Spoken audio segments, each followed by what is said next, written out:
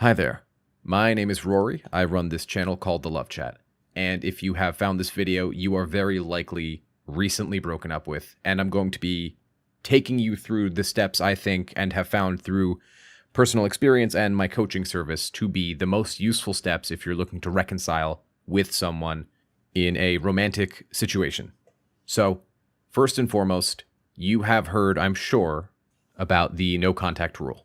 And it is true. The most important thing that you want to do in a breakup situation is leave your ex entirely alone. So let's discuss why we do this. Number one is because it gives them an opportunity to miss you. You cannot miss someone who's still there. Now, your brain may be giving you the exact opposite set of instructions, right? They pushed away and you want to be closer to them, and so you do what you can to get closer to them.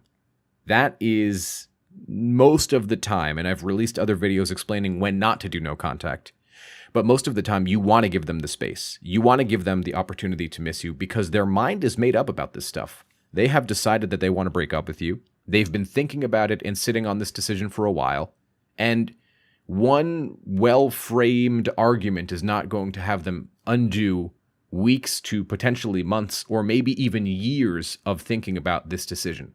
This is very, very likely, not in all cases, but in most cases, something they have thought through. Doing no contact gives them an opportunity to realize the actual consequences and weight of their decision. And I know that it's something that you're freaking out about and something that you don't want to do and something that you're nervous won't work. And I think that's really important to understand about this entire process is that there are no guarantees. And anybody on YouTube or in your life who says they can promise you an outcome is just lying to you. And you are smart enough to know that. So no contact, like we said, gives your ex an opportunity to miss you, gives them an opportunity to see the consequences of their decision, and gives, and this is the second part of no contact, you an opportunity to calm your anxiety over time. Now that's incredibly important because with your anxiety more at ease and calm, you're able to think more rationally. You're able to think more logically rather than from an emotional standpoint where you're lashing out in every direction because you want this person back and you're panicking like we just described. It's incredibly important for your anxiety to be as low as we can reasonably make it during a time like this because anxiety kills attraction. And there are plenty of scenarios where someone was recently broken up with and they wouldn't leave their ex alone. And so they talked and talked and talked to their ex. Every time they talked to them, they guilt-tripped them. They emotionally gaslit them. They yelled at them. They asked, can't we work it out? Can't we work it out? And basically, they would just find a million different ways to ask the same question using different words. And this obviously makes your ex frustrated with you. It makes them want to push you away even more. And this can lead to blocking. This can lead to them calling the police on you. There are all scenarios that I've seen play out, and I make these videos to help people avoid this eventuality. There is a simple reality when it comes to these types of topics, which is that they're highly searched, and because they're highly searched, many people will make a lot of videos claiming that they know exactly what to do, when in reality, you get an ex back, whatever that might mean, the same way that you got them in the first place, which was by being an attractive, confident version of yourself. Now, breakups are not conducive to being the most attractive and charming version of yourself because you are just oozing anxiety and fear and what am I going to do? I just lost half of my personality. I lost half of my routine. Someone who really mattered to me, someone I was in love with. What am I going to do here? And so you're freaking out and you're thinking, well, I need to get them back. And the best way to get them back is to call them and try and persuade them as to why this is a bad idea. Which leads me to the next point. Do not try to talk them out of this idea. They've thought about it. Like I said at the beginning of the video, they have thought about this. This is not a impulsive decision most of the time. And if it is, I will make a new video for that. Okay, with that out of the way, most people ask me, okay, fine, no contact. What do I do to calm myself during this period of no contact? How do I stick with no contact? Well, this part is pretty simple because it's stuff we should all always do. Just good life tips, right? Things like drinking more water, getting more sleep, going to the gym, talking to a therapist, and they're things that you're going to hear me say a million times on this channel, because those are the things that help us become more attractive. So let's go one by one. And to help you remember this, I like to use the word permits. The first P stands for physical, as in physical exercise. This is incredibly important because of the amount of hormones that go through your body after exercise that very literally help you feel better. Not only that, but as you're working on your physical body, you become more confident, you become happier in that part of yourself, which is, I think we can all agree, one of the biggest things people tend to not like about themselves is how they look. And so this is improving that, and that will boost confidence, but really why we do it is because it will help your sadness, it will help your grief. So that's the physical side of this. Next is E, which stands for emotional. Now that means doing some journaling. That means talking to a local mental health professional. And if you need one, I've partnered with betterhelp.com/Rory, and they can provide you with a mental health counselor. Tackling the emotional side of this and allowing your anxiety, your grief, your sadness to have their say and then be encouraged to leave your body is going to be incredibly helpful because it will allow you to act from a more attractive place. The more attractive you can act, the higher your chances of a healthy reconciliation. Next is R, and that stands for recreational. In other words, what are you doing for fun? What are you doing to take your mind off the problems of the day? Even if that is just allowing your friends to take you out of the house, even though you know you don't want to go.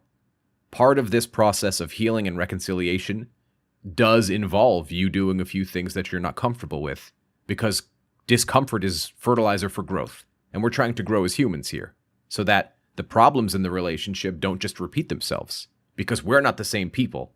The M in the word permits stands for monetary. In other words, can you take this and turn it into an opportunity?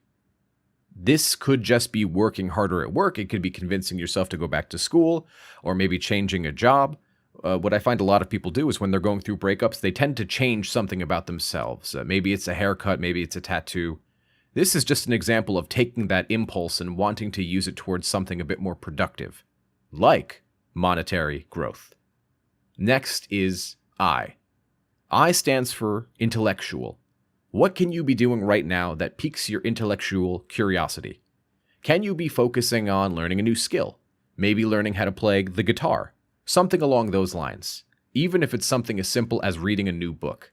It's important, it gets your mind working, and it allows you to come at the relationship a second time, a different person with a different way of thinking. The T stands for travel. Now, travel is a little hard because of COVID-19 and certain restrictions monetarily speaking. But if you're able to travel the world, or even just to your next state, or even just a few miles to a new town you've never visited, this is important because it gives you perspective. It's a change in your routine and something you likely weren't doing before. Incredibly important. And the last is social. I should go out of my way to say that these are in no particular order. Social just means going out, hanging out with friends, trying new things in new situations with new people, breaking the routine and doing the personal growth. If you're listening this far, I appreciate you, and let's get into what to do if and when they reach out. And do me a favor if you've made it this far, and let me know down in the comments below, and don't forget to subscribe and hit like. So when they reach out, you can say, hey, it's great to hear from you, and I'd love to see you. When are you free? And this can be something that some people will find to be direct. So let me explain why I choose such a direct approach. The reason I go for the direct approach is because I find that it is helpful for me to know exactly where I'm at and where I stand with this other person. A lot of the time, I see people playing mind games or at least hiding their true intentions, and so I like to cut through that noise by going straight at it. Fine. If you don't want to show your hand, that's okay. I'll show mine. I'd like to see you. I am thinking about you. The main pushback I get for this point is, yeah, but isn't that just letting them know they can have me again? And the difference is that it's letting them know that there's interest, but the interest needs to be mutual for anything to proceed forward. So what this means is that you should not be interacting with them if the interest is not mutual. I do not recommend remaining friends with an ex because that will just kill your mental health and it'll skyrocket your anxiety because you're looking for romantic attention and they're looking for platonic attention. So they reach out and you tell them you'd love to see them. If they say no, you can tell them, hey, no problem. Thanks for reaching out, and give me a call if you're interested in seeing me. Because at this stage in my life, I'm only interested in romantic relationships. And this lets them know that you're only interested in engaging with them in this context, which is romance. And that while you don't hate them, you're not really interested in engaging with them platonically.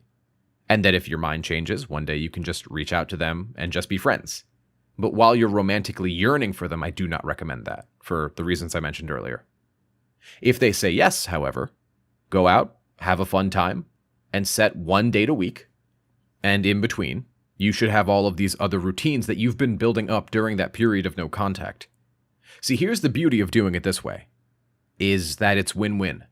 Because either they come back, and you guys have a healthier, happier relationship, both having grown as people and hopefully addressing the original causes for the breakup, or they don't come back, but you're better in every way, shape, and form because you spent that time self-improving and self-reflecting and asking yourself how you could have done differently and working on parts of yourself that perhaps you weren't working on before, such as your physical body or your mental health. So I'm going to leave the video here, and like I said, if you enjoyed it, let me know down in the comments below and subscribe and hit like. My name is Rory, and you can do coaching with me personally at thelovechat.net/coaching, and I will leave that in a link down below. I believe in you, you got this, and for the next video, I'll be doing a rapid-fire question-answering video with any questions that you guys have down below. So make sure to leave me plenty of questions, and I'll get to them in tomorrow's video. Until next time.